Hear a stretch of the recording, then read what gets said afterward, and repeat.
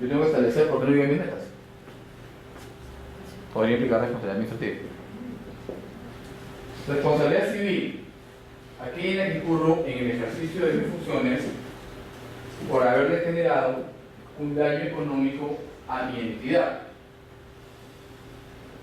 Por acción o por omisión. Por ejemplo, estoy revisando un contrato de prestaciones periódicas, tenían que entregarme los bienes y de repente en la segunda entrega se demoraron 20 días cuando el contrato establecía que el plazo era de 5 días. Esos 15 días van a dar lugar a la aplicación de penalidades, penalidad por mora, y ese monto se va a aplicar en función a la fórmula. Pero si yo soy buena gente, digo, che, no te preocupes, como me has cumplido bien, no nos hacemos falta y seguimos para adelante.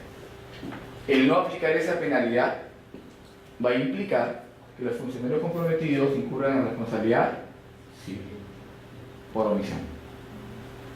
También pueden incurrir en responsabilidad civil por haberle generado un daño económico a mi entidad, he pedido algo más caro. La vez pasada, me parece, hace 10 días, salió un informe en Perú 21 de que el ministro de Defensa había mandado arreglar su oficina y sus baños, había costado más de 500.000 soles. Eso también podría verse como responsabilidad civil. Responsabilidad penal. Cuando los funcionarios o servidores, en ejercicio de sus funciones, cometan un delito. En ejercicio de sus funciones. Y aquí tenemos que marcar la pauta. Si de repente tengo en mi distrito un alcalde romántico que pone gusto en los parques, reparte pétalas por las calles y encuentra a su damisela que está con otro y le mete un balazo a los dos, ¿eso sería responsabilidad penal? No, porque no está en ejercicio de funciones. Y me dejen. Ese es claro.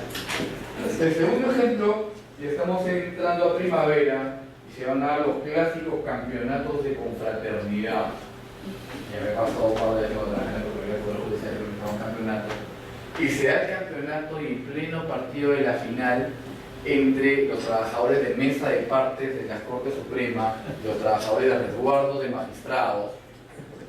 Estamos jugando el campeonato en la canchita del Poder Judicial y de repente en la vehemencia del partido se empiezan a pechar, los hombres primero nos pechamos, nos empujamos y de repente es un cabezazo y le rompen el tabique el arquero del equipo de mesa de partes.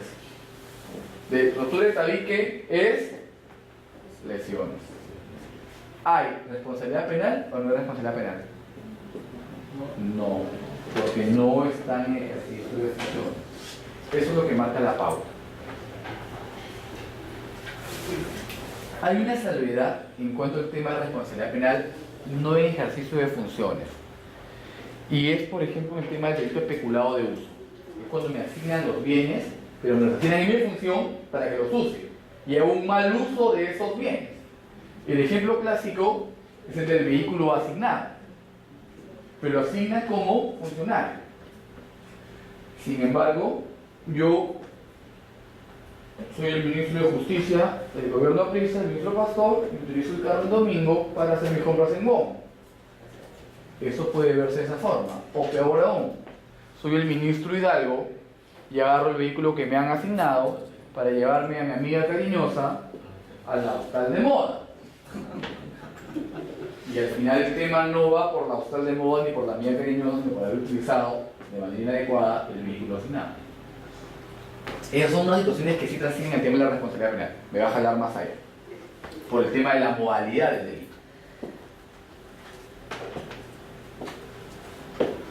Funcionarios de órganos encargados de las contrataciones. ¿Quiénes participan como funcionarios designados con responsabilidad exclusiva? El titular de la entidad, aquí muy pocas veces lo van a ver en un informe de control, pero luego vemos al área usuaria, el órgano encargado de contrataciones y el comité especial. Ellos sí van a aparecer. En ese sentido, quiero que tengamos claro la participación de estas dependencias en los diversos niveles del proceso. Por ejemplo, en la etapa de actos previos, en la que estamos viendo, ¿qué funcionarios de estos tres participan? ¿Participa el área usuaria? ¿Cómo participa? Con el requerimiento y qué más. Es una referencia. La delimitación de los técnicos dominios con referencia. ¿Participa el área encargada de las contrataciones? ¿Cómo participa? Coordinación. Establecimiento del valor referencial, estudio de mercado. ¿El comité especial participa? Sí. ¿Cómo participa el comité especial? Hace todo el proceso de la convocatoria hasta el constituimiento económico. Acto previo, solamente acto previo. ¿El comité especial participa en acto previo? No, pero revisa. Señores. Puede observar el escrito. Apunten esto en su libro. Acto previo, desde el requerimiento hasta convocatoria. Proceso, desde la convocatoria hasta la firma del contrato. Etapa contractual, desde la firma del contrato hasta la conformidad y pago o liquidación y pago.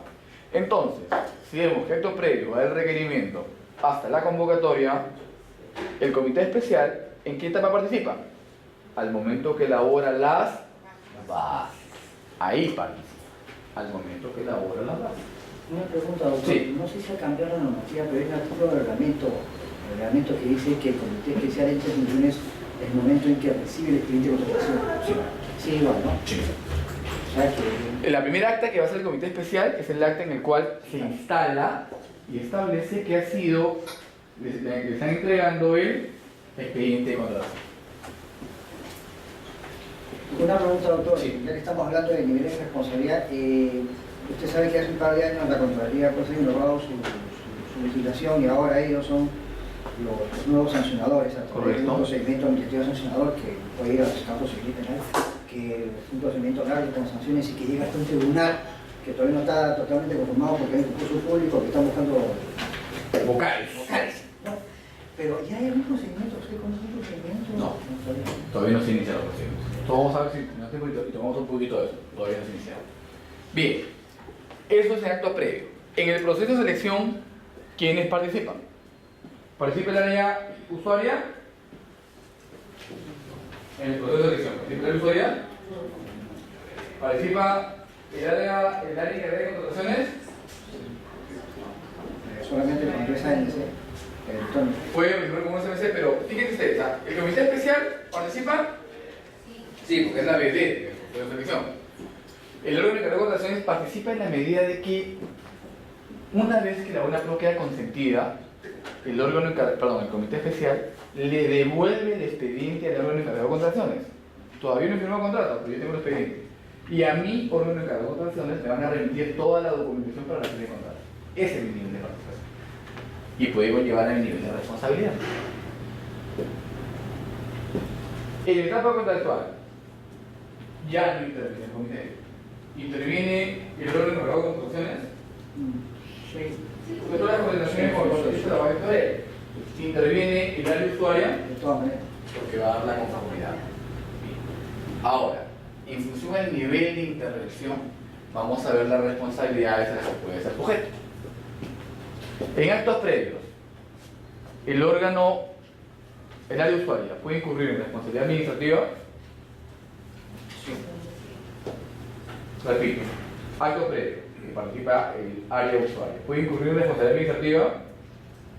Sí, porque por una inadecuada delimitación de las características que me va a obligar a comprar lo que no querían, acuérdense el caso que vimos de los monitores, implicaría responsabilidad administrativa. El área encargada de contrataciones puede implicar o puede incurrir en responsabilidad administrativa por no cumplir con el esquema de la normativa o al menos no tener dos fuentes para su valor referencial. El comité especial puede incurrir en responsabilidad administrativa también por instruirse de manera inadecuada, por ejemplo, o por no observar las deficiencias que venían con el expediente. En ese mismo orden de ideas, el área usuaria podría incurrir en responsabilidad civil, ya lo hemos dicho, al no delimitar de manera adecuada, como en el caso de los monitores, puede generar un gasto extra a la entidad que se originó en el tema de actos preparatorios. El área encargada de contrataciones puede incurrir en responsabilidad civil, también, ya habíamos señalado, si yo me dejo llevar el área usuaria, termino sin indagar el mercado y termino con más caro, voy a asumir la responsabilidad. Y lo mismo le va a pasar al comité, solamente en acto previo, porque es el momento que debió haber corregido la plana. Incurrir en responsabilidad penal. Hay una frase, más que una frase, un par de palabras que se acuñaron en el segundo gobierno aprista, muy vinculadas con las contrataciones públicas, cuando las mismas están basadas en irregularidades de índole penal. La primera palabra del diccionario académico es la palabra faenón. Yo creo que antes la palabra la escuchamos, pero no la contextualizábamos de esa forma, ¿no? ¿Qué es un faenón? Viene de faena. Un procedimiento debidamente direccionado para que haya un poder etílico contravenido todo el sistema de contratación. Para que haya un faenón, para que un área usuaria, un área encargada de contratación, un comité, esté vinculado con el faenón. Porque los faenones empiezan desde el inicio, desde el requerimiento. Bien difícil que haga un faenón a mitad del proceso, solamente ya viene el tema montado. Y ahí vamos a encontrar responsabilidad penal, muy probable por el delito de colusión en los funcionarios que hemos señalado en actos de. El proceso de selección, la responsabilidad administrativa del comité se va a caer solita por una adecuada, por ejemplo, calificación o no haber aplicado de manera adecuada los factores de evaluación. Esa responsabilidad administrativa también podría conllevar responsabilidad civil si es que le genera un perjuicio económico o responsabilidad penal si se evidencia que también es parte de colusión. Lo mismo va a pasar con el área encargada de contrataciones con la revisión de los documentos. El tema de la revisión de documentos, por ejemplo, es uno de los temas menos tocados por la normativa de contrataciones, pero que puede implicar mucha responsabilidad. Estaba hablando en clase la semana pasada y le decía a mis alumnos, díganme ustedes en qué parte de la norma está la posibilidad de subsanar la documentación presentada cuando la misma tenga una deficiencia. Y la norma, formalmente, no establece un procedimiento de subsanación. Fíjense, en el proceso de selección, la norma permite subsanar los documentos, inclusive ahora se han modificado porque antes eran temas demasiado simples, ahora no, o inclusive subsanar o tratar documentos que no presenten en un primer momento, siempre y cuando esos sean emitidos por un órgano oficial, correcto, pero ya puedo ingresar y me da un plazo de hasta 2 días. Pero en la parte que refiere efectivamente a la parte previa a la etapa contractual en la cual debo remitir los documentos, la norma establece, una vez adjudicada la buena prueba y consentida la misma, tiene 7 días para remitir los documentos, luego de los cuales 3 para firmar el contrato. Pero no hay nada que me indique qué pasa si, por ejemplo, algo bastante común, mi carta fianza tiene un error o una deficiencia. ¿Puedo subsanarlo al principio? Es la primera pregunta. ¿Puedo subsanar? Y la segunda pregunta, ¿qué plazo tengo para subsanar? ¿Qué piensan?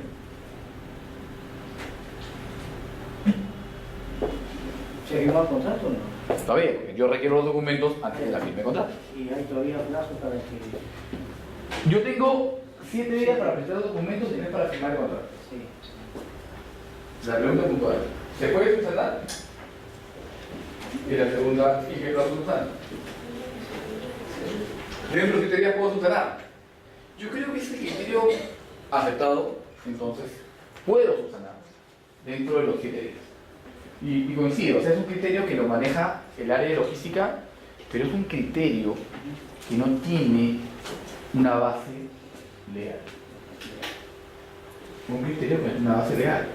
Y el esquema, si nos vamos a aplicar a la literalidad pura, o si quieren ustedes ser más papista que el Papa, ¿qué pasa si un contratista, a la hora de remitir los documentos, me remite los documentos de un apoderado, Juan, y a la hora que va a firmar con el contrato, viene Pedro con sus poderes? ¿Podría Pedro firmar en lugar de Juan? Porque me dice que, ¿sabes qué? Acá tengo un informe médico y Juan sufrió un accidente hoy día en la mañana, es en la clínica, y es el tercer día que tengo que firmar el contrato. Pero acá estoy yo, que son los poderes, y tengo que representar. ¿Puedo firmar o no puedo firmar? El contrato honestamente todavía no está hecho porque son muy pocas las entidades que en 3 días tienen el contrato. O usualmente lo tienen en Word y lo modifican y ponen el nombre de quien. Sí, pues. El tema es que eso no está regulado. Eso no está regulado. Lo único que está regulado es si se presentó o no se presentó, o si presentó los documentos dentro del plazo o no dentro del plazo. Pero la posibilidad de subsanar documentos no está. En tal sentido, sería perfectamente válido que el encargado del área legal diga, disculpe señor, los documentos con los poderes se presentan en los 7 días. Y en los 7 días, no, el poder que se está presentando ya sería extemporáneo, por lo tanto no se lo puede recibir. Desgraciadamente, lamento mucho lo del accidente, pero usted no puede recibir. ¿Sería válido? Legalmente válido, te escucho.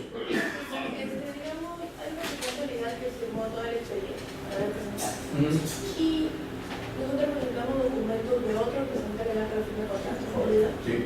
No necesariamente tiene que tener igual expediente. No. Hay otros que tienen varios, la verdad es que no vive como 25 representantes.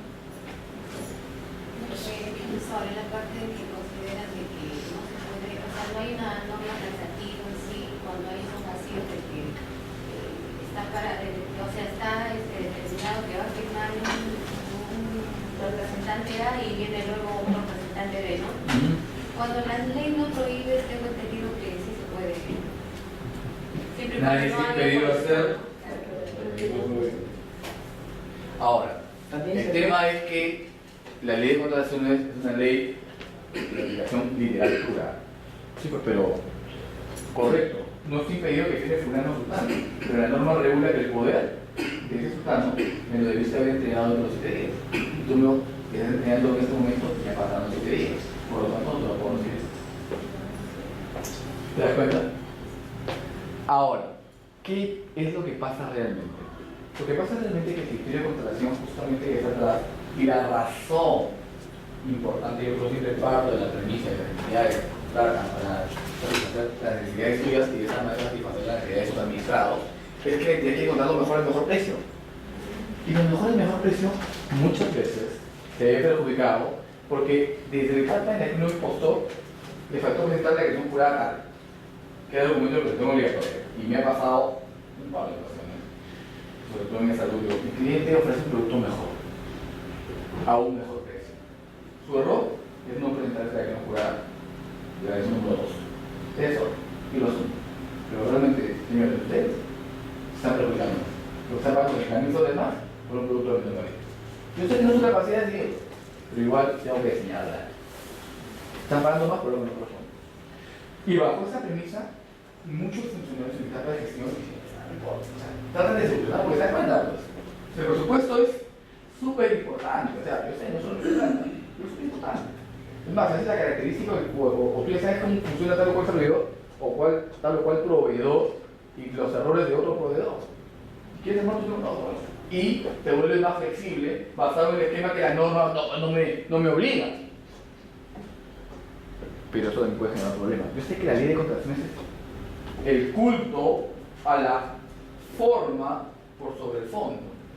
Es más, yo me maestría en Derecho Administrativo Económico y dentro del esquema del Derecho Administrativo todas las opciones son para favorecer al administrado, incluyendo el criterio de flexibilidad o de interpretación más adecuada para el administrado.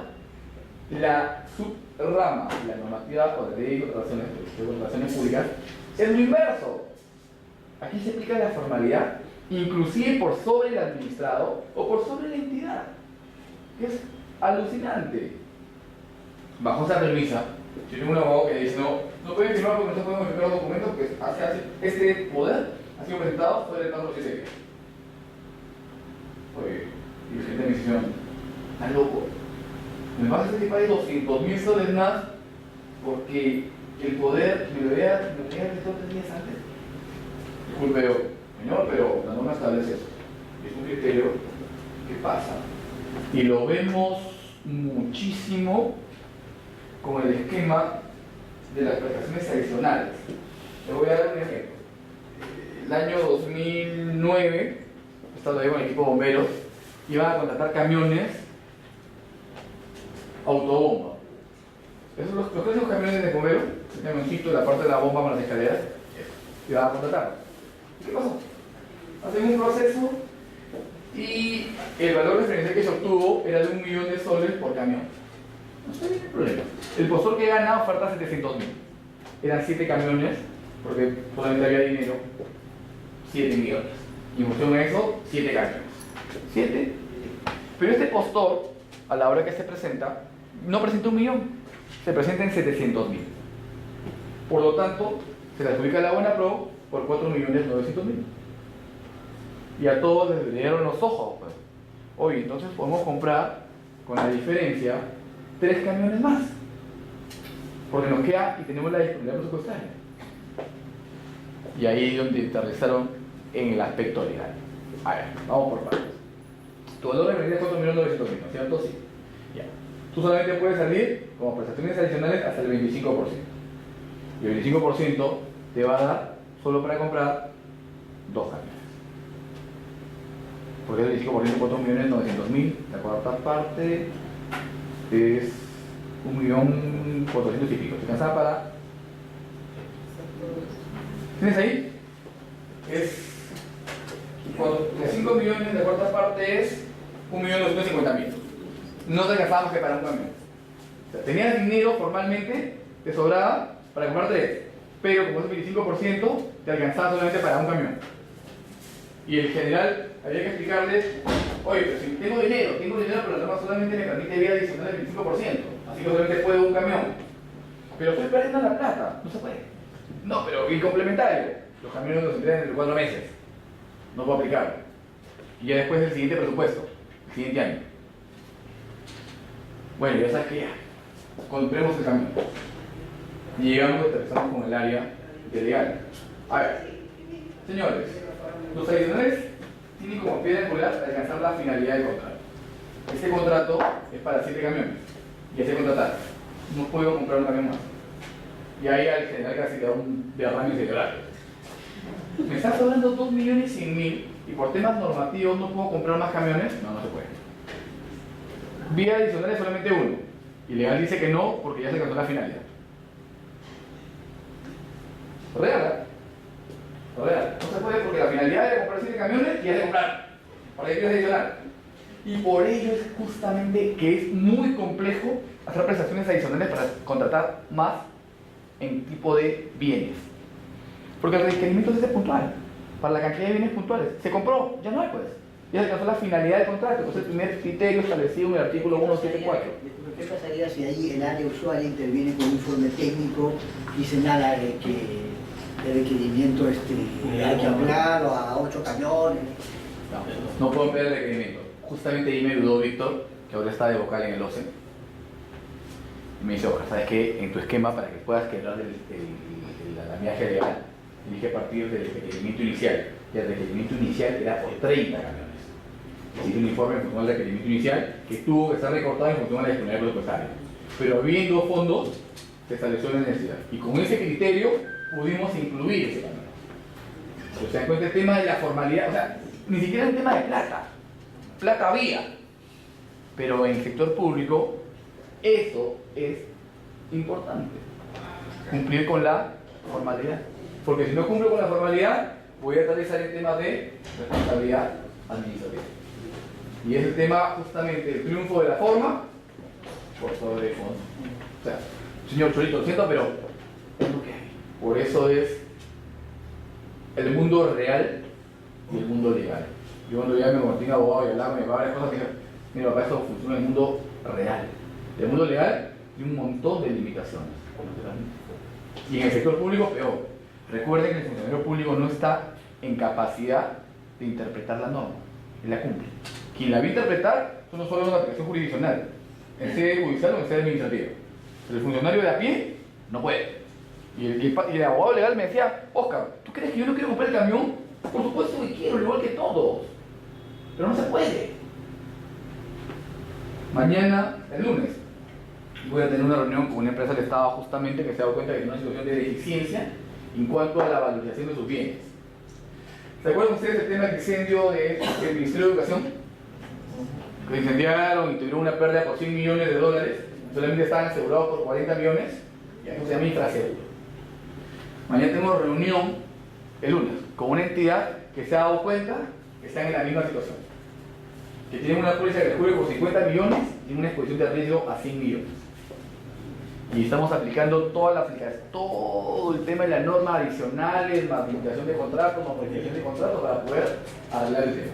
Inclusive con la posibilidad de activación de contrato complementario en el mes de mayo del próximo año. O sea, es complejo, es armar un rompecabezas porque ellos, no es plata. Es un tema de cómo aplicas la norma de manera adecuada sin incurrir en situaciones de responsabilidad. Y es difícil. Y me dice, ¿qué cosa quieres? ¿Que terminemos como el Ministerio de Educación? Digo, ese es un tema muy complejo, pero hay que aplicar todo lo que se puede. Aquí es elemental manejar bien la norma, porque eso se me va a permitir lo que se puede y lo que no se puede. Y en caso de ustedes, poder responderle a mi jefe cuando me dice, oye, pero compra pues. No, porque la norma me establece tal cosa. Y seamos honestos, la pita siempre se va a romper por el lado más débil. Ya esa película del exorcista, oye Damián, hago esto por ti, me tiro con el sopa al cuello, ya no, ya nadie se inmuela. Te escucho. Profesor, y también aparte de eso, si hay plata, no se puede entrar, ¿no? Eso, todo ya está programado, un plan anual de compras, ¿entiendes? No se puede salir de ese impacto, ¿cierto? Sí, no, y sobre todo, por ejemplo, en este momento estamos en septiembre. Ahorita llegamos a octubre. ¿Quién puede gastar en el Estado 1 millón de soles?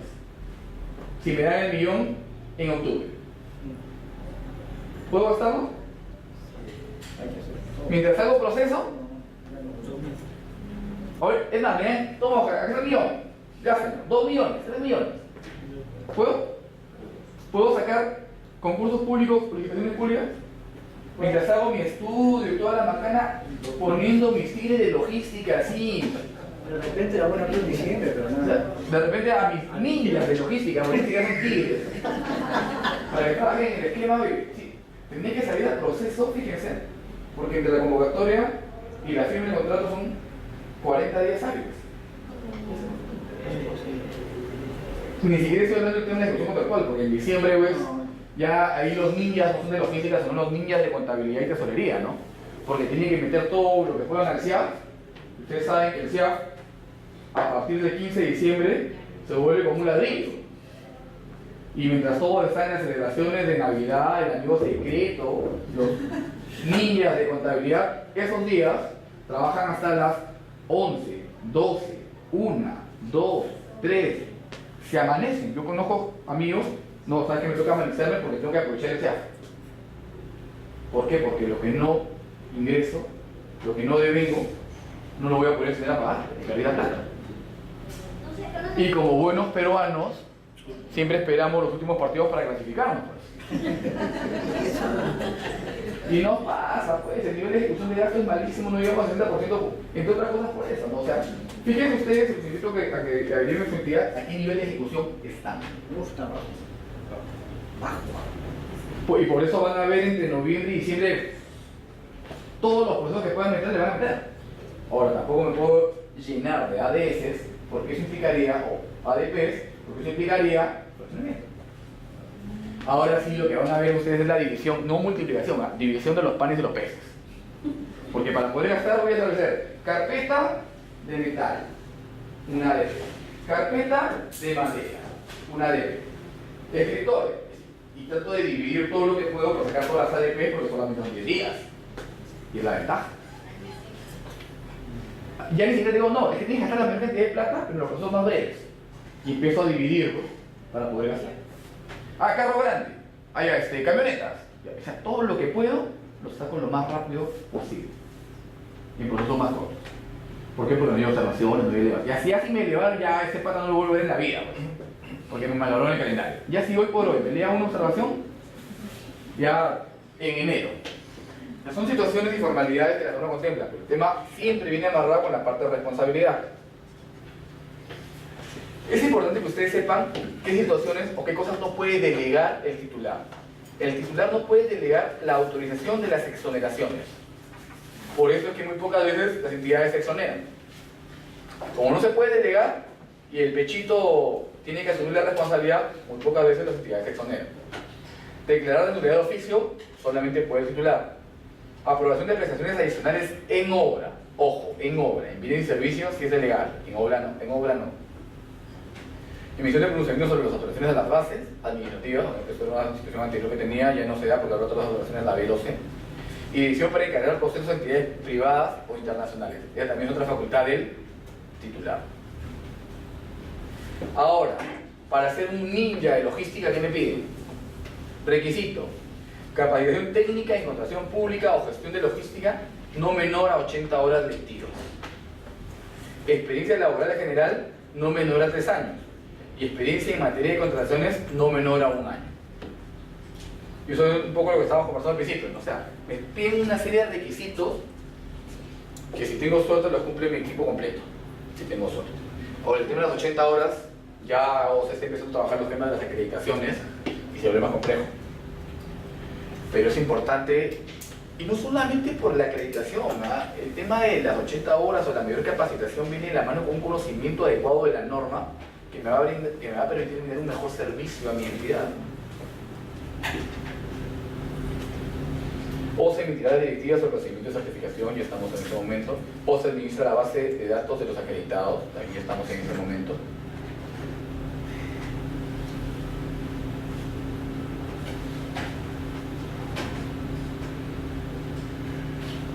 Quiero ver si tengo aquí el tema de la parte de las responsabilidades. Dentro del esquema administrativo puro, y en cuanto a las responsabilidades, ya nos manejamos solamente responsabilidades leves. Encontramos la amonestación escrita, la suspensión sin goce de remuneraciones de 30 a 90 días, sede temporal sin goce de remuneraciones y destitución. Todo este esquema está dentro de las facultades que tiene el titular de la entidad. Dentro del esquema de la verificación que ya había señalado su compañero, que faculta a la Contraloría a desarrollar los procesos disciplinarios, una facultad de la cual yo no comparto el criterio porque constitucionalmente la Contraloría tiene otras funciones y ha sido diseñado bajo otro concepto. Es más, empezó la Contraloría a manos del Tribunal de Cuentas del Ministerio de Hacienda. Pero el criterio es que ahora las acciones de control van a identificar los niveles de responsabilidades identificadas. Y en un primer nivel vienen las leyes. Estas van a estar a cargo todavía del titular de la entidad y los procedimientos internos que se leen para establecer la responsabilidad. Ojo, el jefe de control interno nunca determina, solo identifica. Sobre esa primera base voy a tener otros niveles: leve, grave o muy grave. Leve se queda en casa, pero cuando pasa a grave y muy grave, se va a aplicar el procedimiento ante la Contraloría. Y según el reglamento de la norma que permite sancionar a la Contraloría, la contravención de la normativa de contrataciones es responsabilidad grave. Y si producto de ese incumplimiento normativo le genera un daño económico a mi entidad, eso se vuelve muy grave. La sanción mínima en esta esfera es de 30 días de suspensión.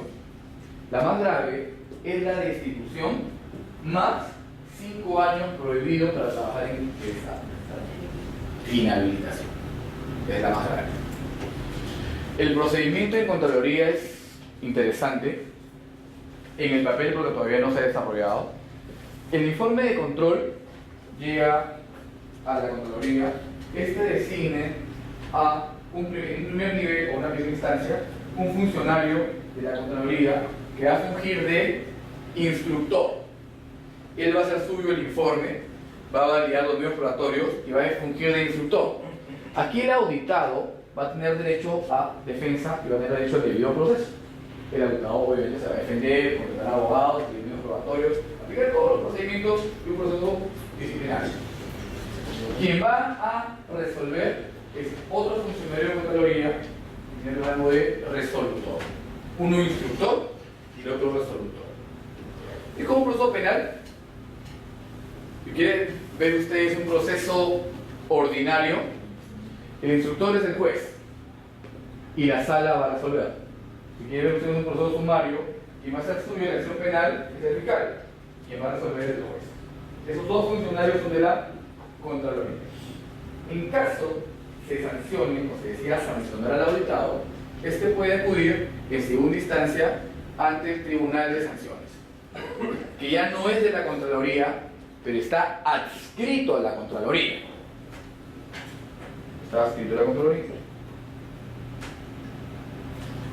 Este procedimiento todavía sigue en el papel. ¿Por qué? Porque formalmente la Contraloría todavía tiene la capacidad operativa para manejar todo esto. Es un tema complejo. Yo particularmente entiendo que no es una función de la Contraloría, pero ya se la dieron. Ahora, ¿qué es lo bueno de todo esto? ¿Por qué no optimista en cada desgracia hay una oportunidad? muy pesimista y cada oportunidad de una desgracia. Y yo creo que lo mismo. ¿Qué es lo bueno? Lo bueno es que yo trabajo en la Contraloría 2 años. Para que un funcionario de la Contraloría haga suyo un informe y actúe como instructor, ese informe tiene que haber sido revisado, oleado y sacramentado. Porque ningún funcionario de la Contraloría va a ser suyo un mamarracho. Ningún funcionario va a ser suyo un tema donde no tenga claro que se cumple con todos los elementos que establece la normativa de control. Eso es lo bueno. Y lo más probable es que los informes terminen rebotando de los jefes de control interno, luego ya a la Contraloría y la Contraloría se los devuelva para que los restituyan. Eso como que 2 y 2 son 4. Porque justamente, si no, es su responsabilidad. Él no va a patinar. ¿Y eso qué va a permitir? Que se revisen mejor los informes. Porque ahora si bien es una facultad que permite el artículo 24 de la Ley de Sistema de Control, la posibilidad de revisión de oficio, ahí ya no va a ser de oficio. Bueno, sí va a ser de oficio, pero va a ser casi una obligación. Y eso va a permitir justamente que los informes se hagan bien. Lo que va a implicar que el jefe de órgano de control interno haga bien su trabajo. Que mira el lado bueno de las cosas.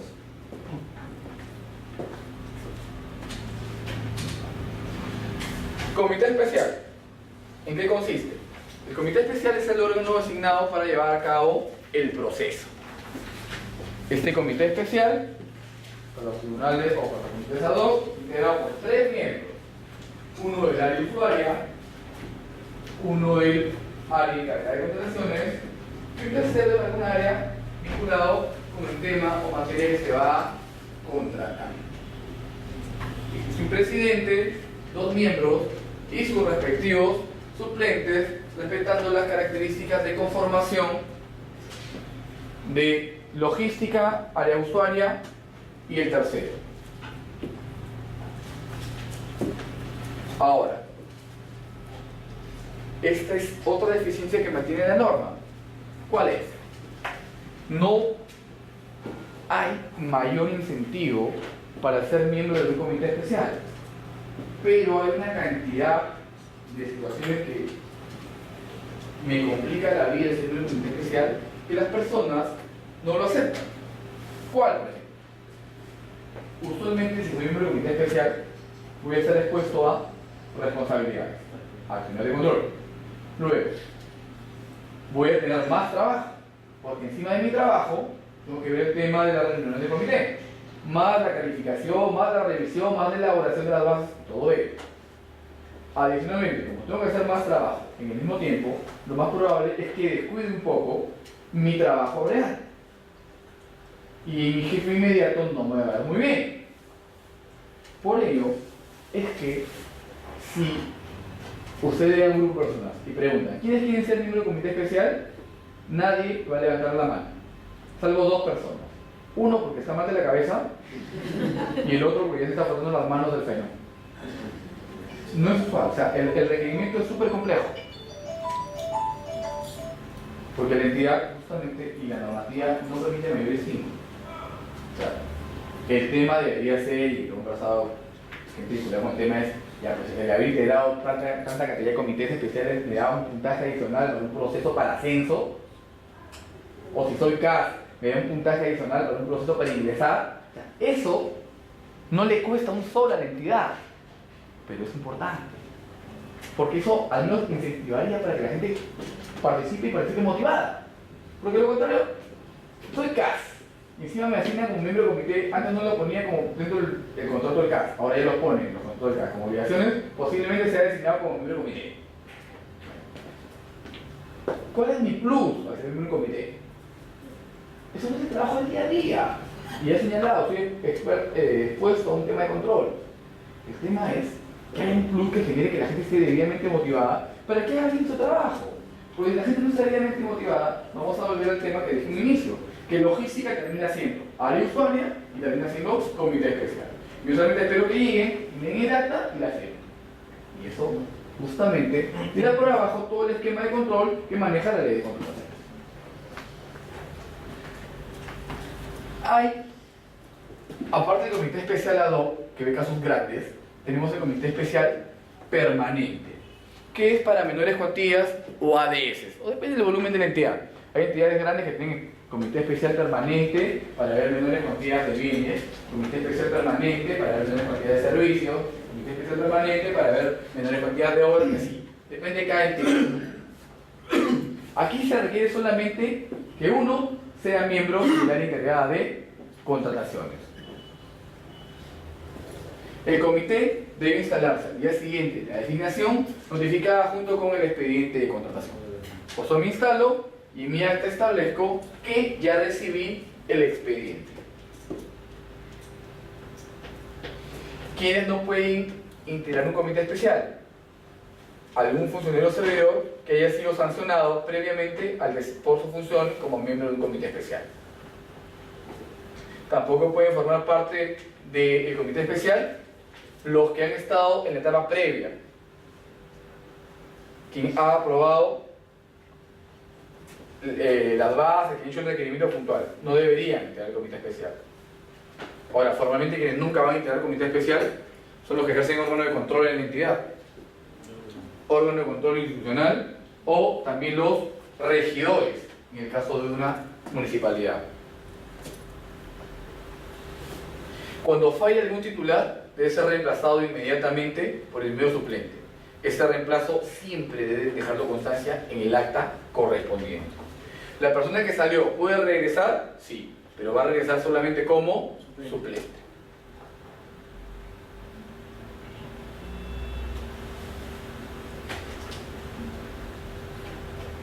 Temas importantes de responsabilidad del comité especial ya en cuanto a su accionar.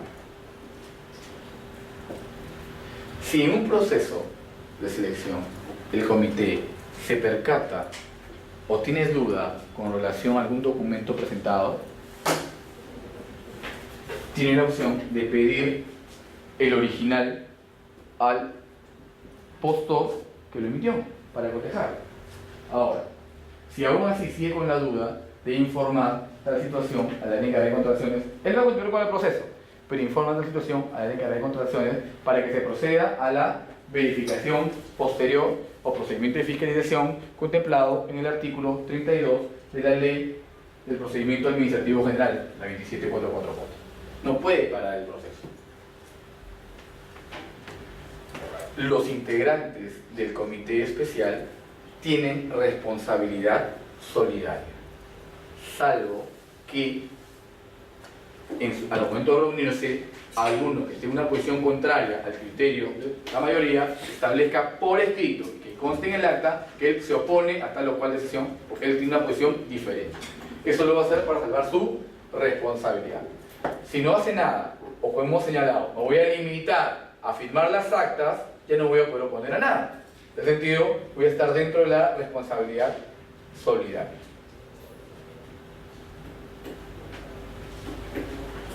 Hemos visto que la primera gran misión del comité especial, aparte del hecho de poder observar el expediente que se le remita, va a ser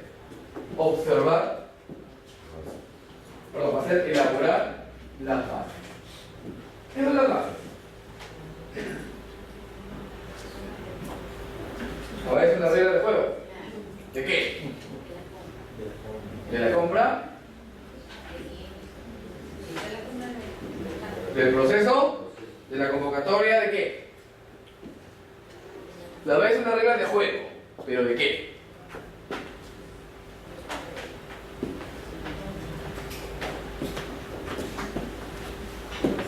¿Son las reglas de juego de qué? De la contratación. Se suele escuchar que las bases son las reglas de juego del proceso. Para mí es más que eso. ¿Son las reglas de juego del proceso? Sí. Porque van a incluir los documentos de presentación obligatoria, los documentos de presentación obligatoria, los factores de evaluación. Y está bien, los requerimientos técnicos mínimos, los términos de referencia. ¿Hasta ahí? Correcto. Sí. Pero las bases también, al incluir los términos de referencia o los requerimientos técnicos mínimos, como ellos están ligando el proceso con la etapa de actos previos. Porque justamente esos requerimientos técnicos mínimos, esos términos de referencia, ¿qué son? son en buen romance las características que me ha solicitado el área, nada más que con otro nombre, pero es lo mismo. Y por eso es importante que el usuario verifique si justamente las bases incluyen lo que ellos quieren, en ese sentido. Ya me mandaron la parte de autocrédito, pero hay más. Las bases también me van a incluir información sumamente importante para la siguiente etapa, la etapa contractual. Por ejemplo, en las bases se va a determinar los documentos de presentación obligatoria para la firma de contrato. Ya no es proceso puro, o sea, literalmente sigo mi etapa contractual. Perdón, sigo mi etapa de proceso. Pero esos documentos ya no van a ser calificados, pero sí van a ser requeridos al momento de firmar el contrato. Pero también hay algo importante. También hay información pertinente con relación al contrato. Por ejemplo, la forma de pago. No es lo mismo que me paguen en los 10 días que me paguen en 10 jornadas. Y eso ya no tiene que ver con el proceso, tiene que ver con la etapa contractual pura. Y finalmente, y lo más importante, las bases incluyen la proforma del contrato. Aquel que, según el artículo 32 de la ley, no puede ser modificado, salvo que la modificación surja durante las consultas o las observaciones. ¿Perdón? Ya son las 12. Ya, vamos a hacer un break de 5 minutos. Bien, señores, continuamos. Habíamos establecido dentro de las características de las bases lo que deben tener, lo que significan las mismas, la importancia de esto. Ahora, las bases, al revisarlas, vamos a encontrar primero una parte general que es copiar en función a las bases estándar de 12 y luego la sección específica. Dentro de la sección específica vamos a encontrar datos de la entidad, valor referencial, sistema, modalidad, calendario, luego plazo para presentar consultas, plazo para presentar observaciones, documentación de presentación obligatoria, y luego vamos a encontrar las características técnicas, los requisitos mínimos, y también la metodología de evaluación. Ahora, importante el calendario, que debe coincidir con el calendario del CAC. En caso de incongruencia entre el calendario de las bases y el calendario del CAC, prima el del CAC. Esta es la directiva del año pasado del OCE, del año 27, que regula el tema del CAC. 2.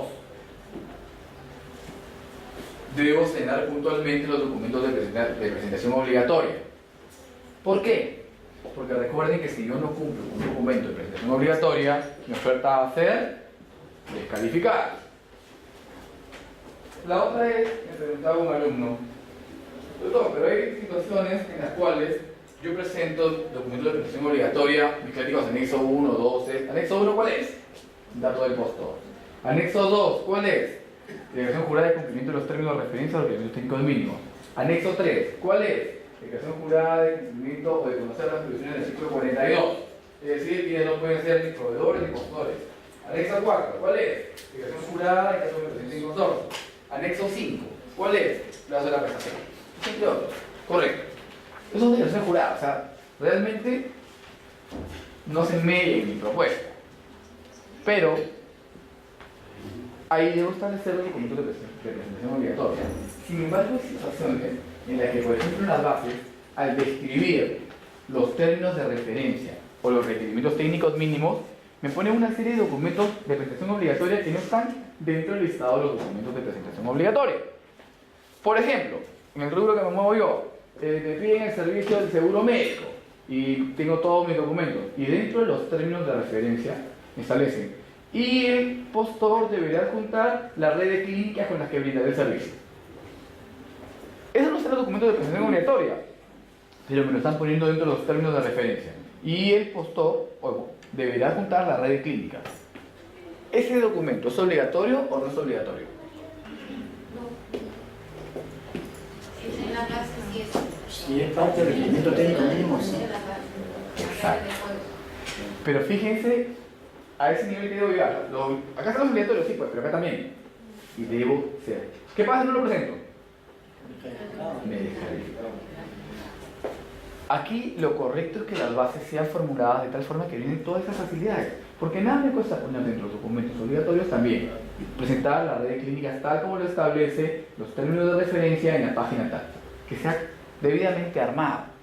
Recuerden, ¿quién es el principal interesado en que se suscribe el contrato? ¿La entidad o el contratista?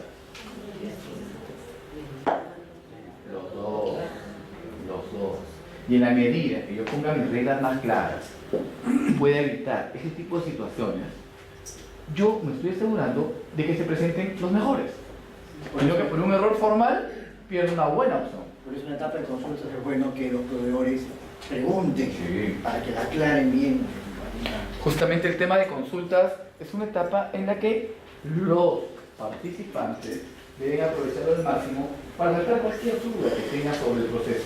Yo, por ejemplo, es una etapa que aprovecho mucho hasta para cosas que a veces son, es más, ni siquiera tienen que ver una relación directa con el proceso. Por ejemplo, la norma de contrataciones establece que se debe presentar, en el caso de personas jurídicas, copia del poder del representante con una antigüedad no mayor de 30 días.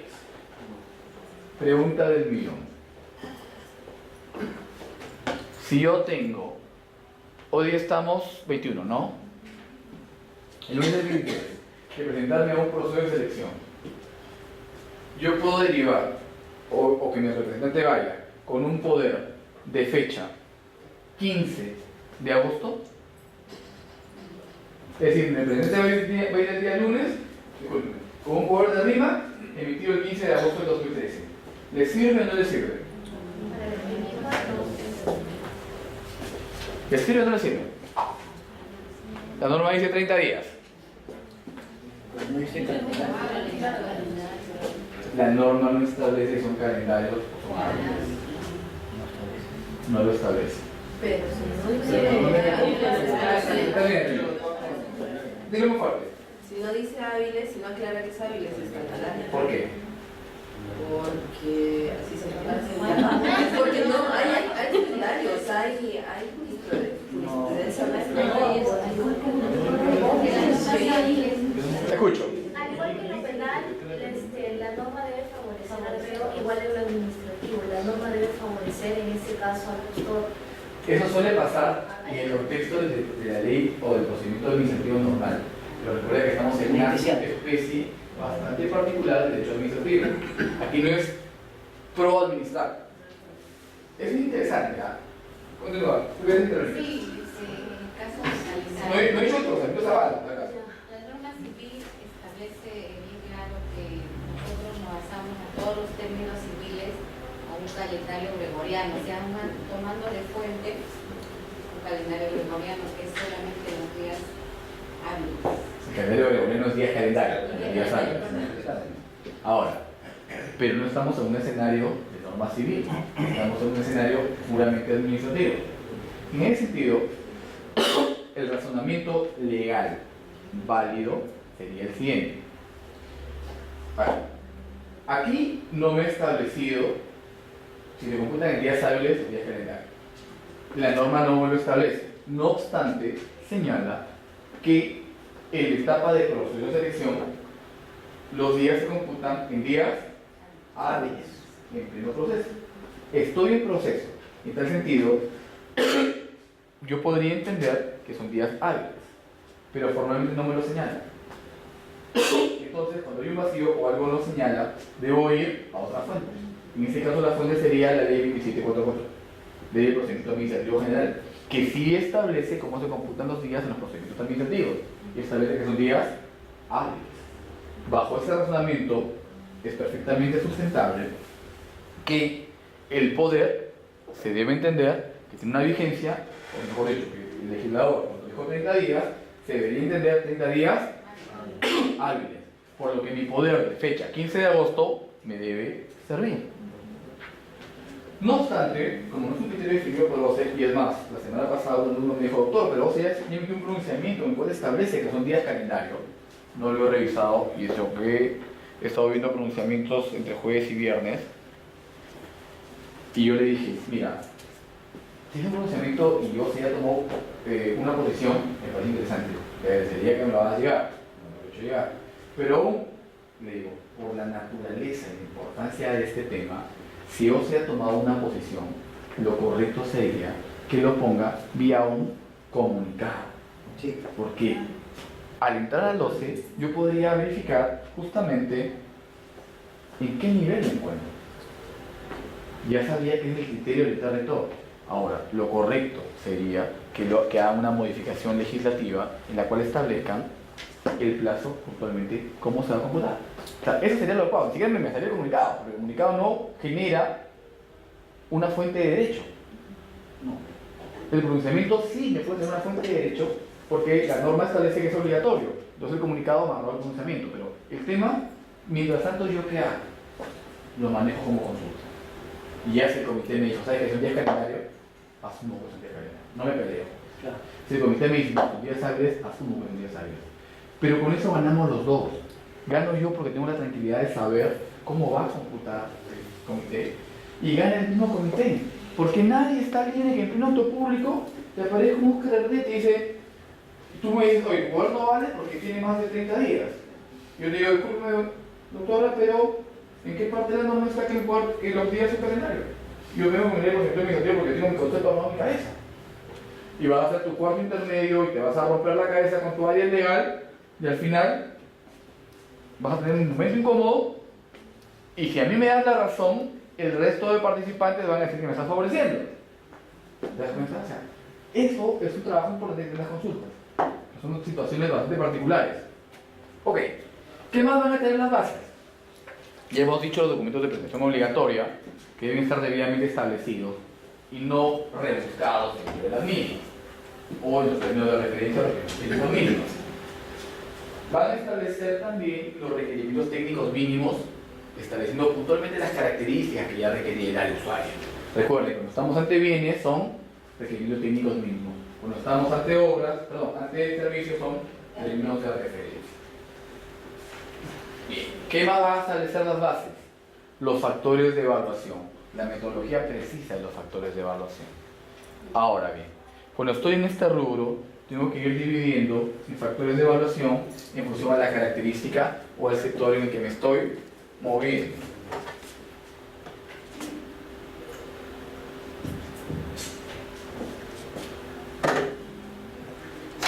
¿Qué quiero acá?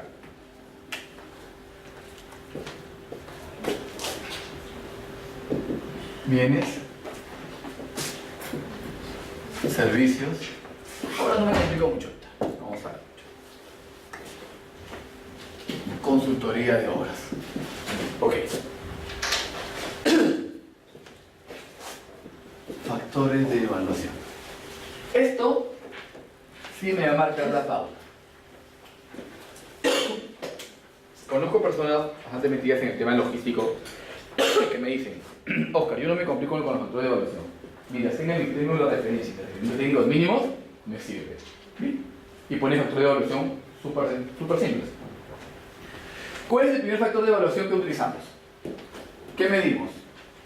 Experiencia.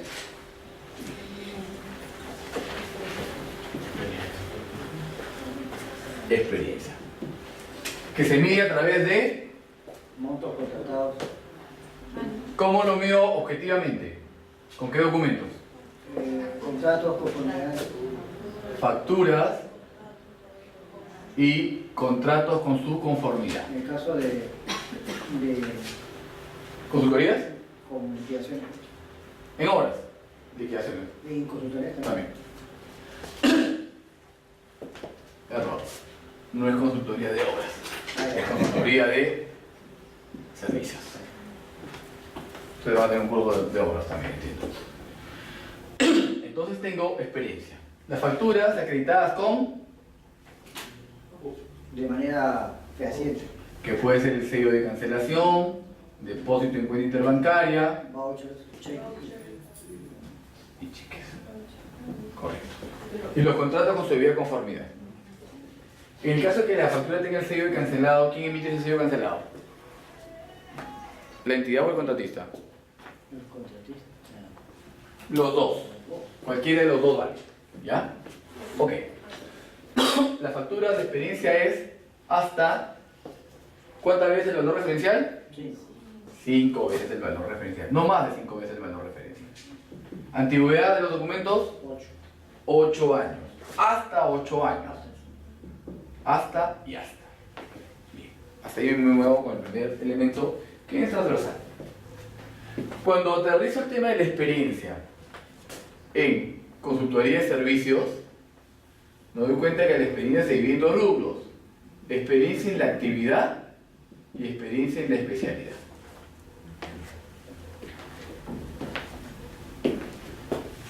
Con un ejemplo lo voy a entender más fácil. Yo soy un hospital, el Bravo Chico Memorial Hospital, y quiero hacer un proceso para la limpieza del hospital y hago mi proceso para una empresa de limpieza. Y le pido experiencia en la actividad y la experiencia en la especialidad. Dentro del rubro de experiencia en la actividad me pueden brindar experiencia en limpieza en bancos, colegios, empresas X. Es la actividad, limpieza. Pero en la experiencia en la especialidad, ¿qué me va a tener que presentar? ¿Experiencia limpiando qué cosa? Instituciones sanitarias. Instituciones de salud. Pueden ser hospitales, clínicas, postas, hospital de la solidaridad.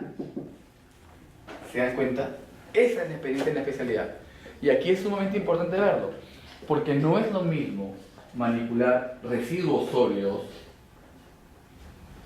de un sector normal que residuos sólidos del sector hospitalario, que son altamente contaminantes.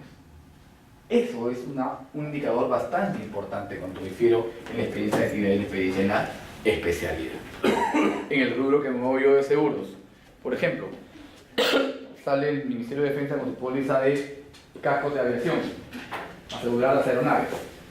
Me van a pedir experiencia de actividad, seguros de todo riesgo, fábricas, hasta barcos, carros, no hay problema. Pero si me piden seguros en la especialidad, tengo que acreditar mi experiencia asegurando aeronaves, porque el mercado de seguros de aeronaves es un mercado sumamente complejo, sobre todo a nivel internacional. Se aplica en condiciones súper complejas de la línea de las ABN, que implicarían la indemnización de un avión en Perú, en el extranjero, depende. Es un tema mucho más complejo y por eso se pide experiencia en la actividad. Correcto. ¿Qué más encontramos como factor de evaluación para bienes? Si ahí te piden uno de los dos, te piden los dos. Me puede pedir los dos. Me va a pedir los dos. ¿Qué más tenemos? Cumplimiento de prestaciones. Cumplimiento de prestaciones. Que eso sobre todo me lo van a pedir aquí, en servicios. Ahora, es un aporte que se introdujo en el 2009. Yo no estoy muy de acuerdo en eso. ¿Por qué? Porque si yo tengo aquí que acredito mi experiencia con mi contrato más la conformidad, esto de acá me va a servir acá. Y seamos honestos, pues. Ningún proveedor presenta facturas de servicios que no haya brindado bien. Al final termino duplicando este factor, pero otorgo más puntaje. Pero la norma lo permite, sobre todo para el tema de servicios. Sí. ¿Quién debe firmar el cumplimiento de prestaciones? Es una muy buena pregunta. La norma lo define de una manera medio sucinta, que debe ser el gerente de administración. Sin embargo, yo tengo cumplimiento de servicios brindados por el área usuario o logística. Y el tema es interesante porque lo adecuado o lo correcto sería que en las mismas bases se establezca cuando pido esto y también acá solo se aceptarán. Y una vez me pasó, porque al mejor cazador se le va la paloma, me habían puesto pero me habían puesto mal todavía. Solo se aceptarán documentos o certificados, constancias firmadas por el gerente de logística. Y la norma no establece gerente de logística, pero me habían puesto así. Y cuando nos presentamos, me rebotaron 2 constancias. Y ya cuando quise reaccionar, ya chequeé las bases. La clásica de uno, siempre se llega a uno. Chequeé las bases, ups, me voy a culpar. Sí es bueno que lo ponga, ¿quién me permite? Aunque usualmente no se pone. Y si no lo ponen, Lo que pasa es que en la práctica no lo ponen y al No final pone nada. recibes de todo. sí, es razón. Recibes de todo. Pero la norma sí establece el área de administración.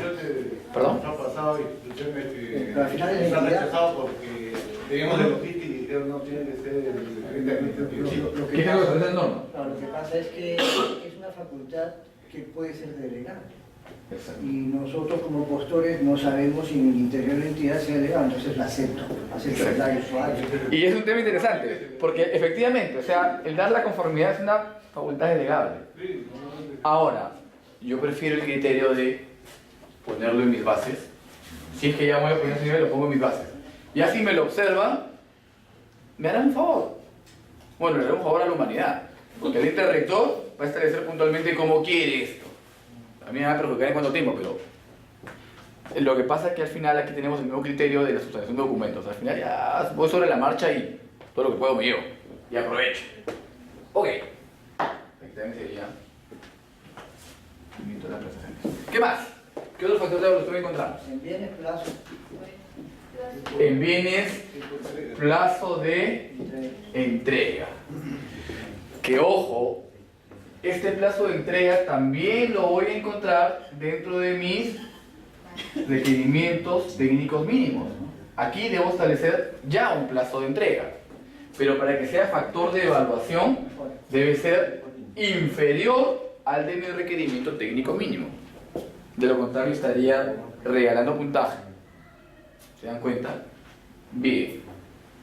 En bienes también voy a incluir garantías del fabricante, o del distribuidor o de mantenimiento.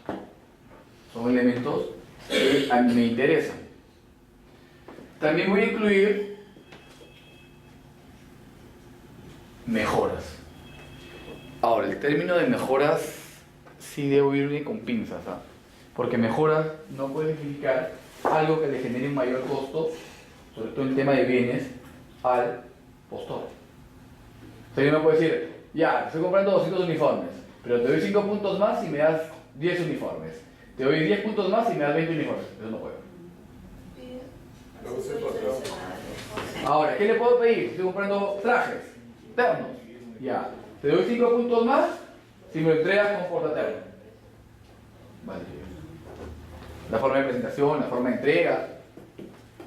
¿Para qué pasa si, por ejemplo, en la mejora, en el caso de consultoría, a veces las mejoras que presentan son, digamos, ligadas a facilidades que la entidad les va a otorgar?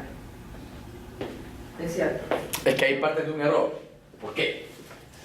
Porque la mejora siempre debe ser objetiva. Siempre debo trabajarla con rangos. Yo elaboro las bases, no me las hacen mis participantes. Y yo establezco mi criterio de mejora siempre objetiva y siempre con rangos. Porque yo no voy a poner, mejora, 10 puntos más de quien me mejore las características o mis requerimientos técnicos mínimos. Pues me pueden dar lo que sea. La mejora en el caso de consultoría de servicios podría constar desde contar con un profesional más hasta que me entreguen el informe en chino mandarín. ¿Cómo diferencio una sobre la otra? No tendría.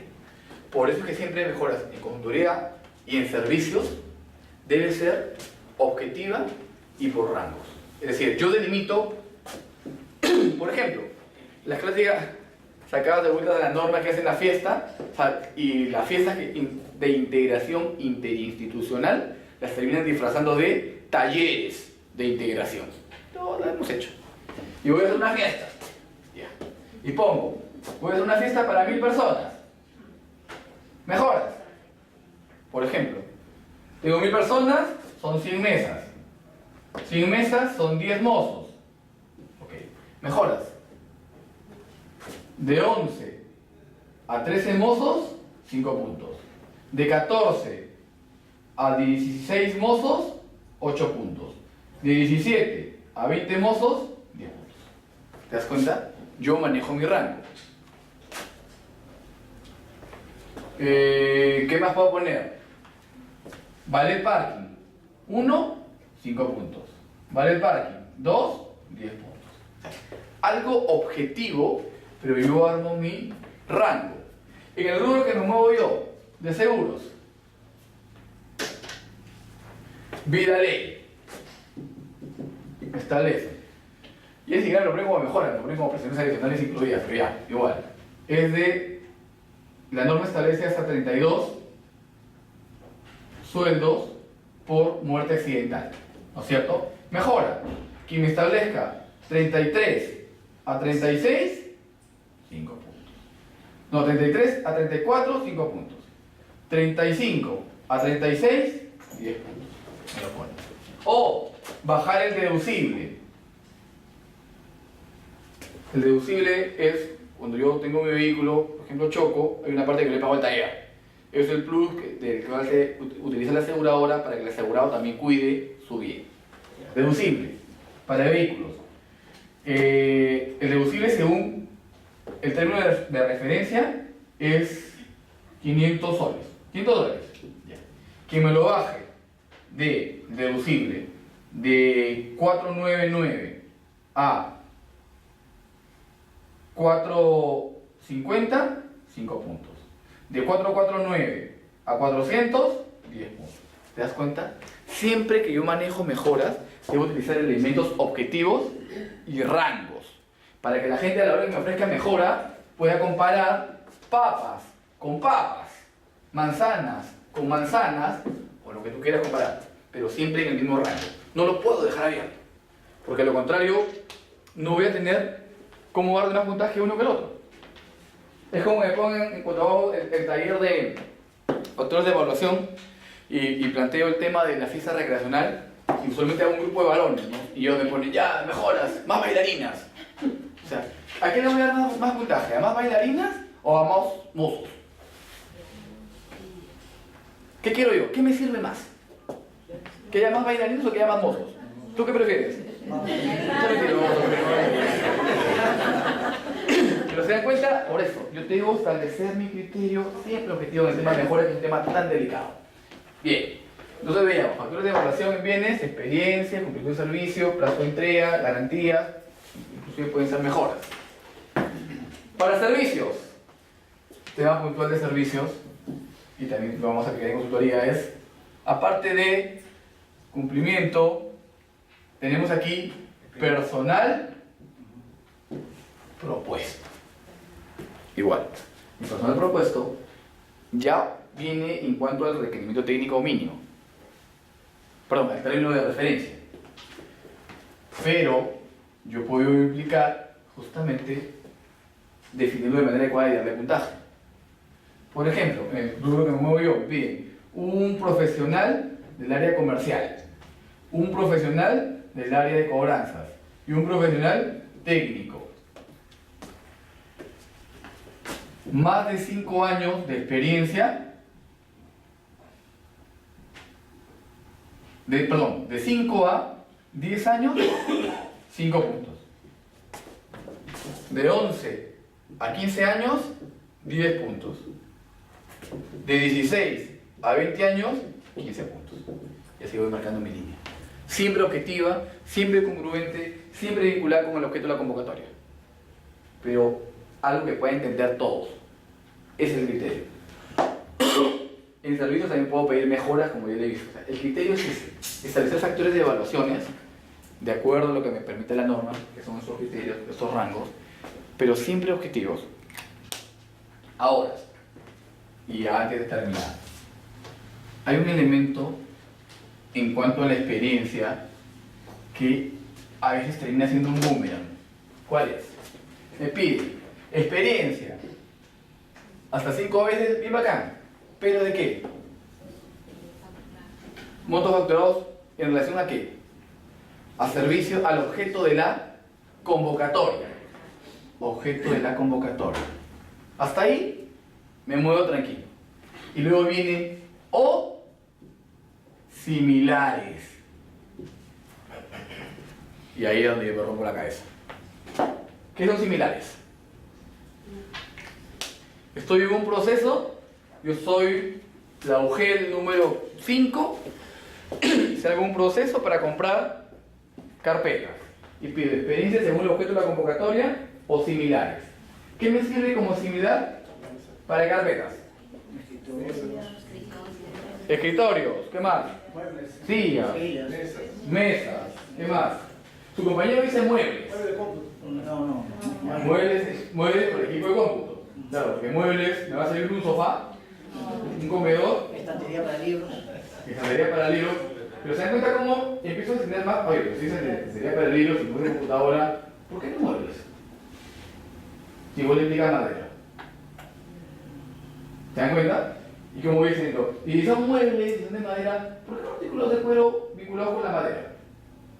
Y empiezo a extender en función a similares, en función a mi criterio y en función a mi necesidad como proveedor potencial. ¿Se dan cuenta? Por eso, si ustedes van a formar parte de un comité, les invito a que ustedes van a establecer, según el objeto de la convocatoria, o similares, entendiéndose cómo. Y ahí ustedes ponen venta de sillas, de madera, y ponen todo lo que quieren. Y ponen y cierran tu rango. Y ya lo dejamos cerrado. Y ya no les van a entrar muebles de cocina, reposteros, que dentro de la lógica, piensen ustedes como si fueran un comerciante de Villa El Salvador. Oye, chicos, yo tengo experiencia, recién estoy entrando al rubro de carpetas, porque el monto es interesante, yo también puedo utilizar mi experiencia vendiendo muebles de cocina. Porque es similar. ¿Se dan cuenta? Eso no lo debe hacer él. Eso lo deben marcar ustedes. Lo deben marcar de manera adecuada. En resumen, las bases son las reglas del juego, no solo el proceso, son el engranaje, la bisagra, el acto previo y lo que viene acá abajo contractual. Me tienen en formato de contrato. Deben ser siempre en los factores de evaluación, que es la parte sustancial para el que va a presentarse el contrato, los factores de evaluación objetivos y congruentes. Ya tienen una mecánica de documentación obligatoria. Tienen una mecánica en la cual deben incluir también los términos de referencia a requerimientos técnicos mínimos, que deben asegurarse que sean los mismos que quiere el área usuaria. Es más, pierdan un día y manden las bases. ¿Eso es lo que quieres? Porque si no hay congruencia, todo esto va a arrojar un problema en la etapa contractual. Y señores, del otro lado del mostrador, los proveedores solamente van a ver las bases, porque ellos no tienen acceso al área usuaria. Y si hubo un problema y las bases estuvieron mal, pues inmediatamente el proveedor va a asumir que eso es la verdad y el error va a saltar después. ¿Correcto?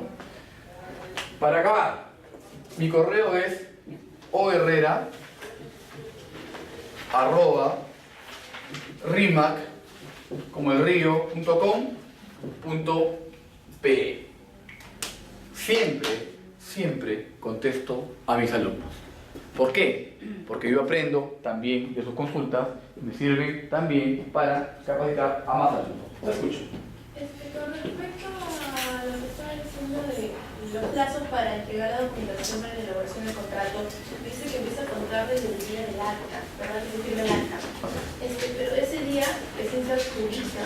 Entonces hay un plazo de 5 o 7 días para si hay alguna situación. No, ya a partir de ahí yo debo contar mis 5 días de consentimiento. Ya, 5 días. Y a partir del día siguiente. O sea, a partir del consentimiento. Claro, empieza el plazo rige del consentimiento. No del acta. No, escucha. Lo que pasa es que el consentimiento, usualmente cuando está publicado en el OCE, me lo están publicando un día, 2 días o 3 días después de realmente el plazo que ya quedó consentida realmente. ¿Cuál manda? Exacto. Si estoy en un ADS, voy a contar el acta cuando fue, ya esos 5 días ya vencieron.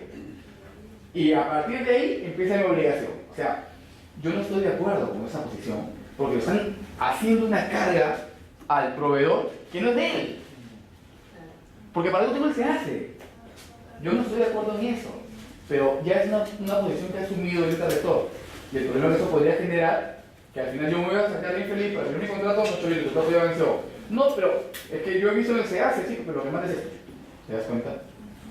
Yo no estoy de acuerdo con esa posición, me parece abusiva. Pero ya es la que he emitido el ente rector. O sea, no es la que cuenta después de la colgada inicial. Exacto. Así es. Y los proveedores, tú como proveedor y tú como logístico tienes que llevar también tu propio. Es que está en la ley.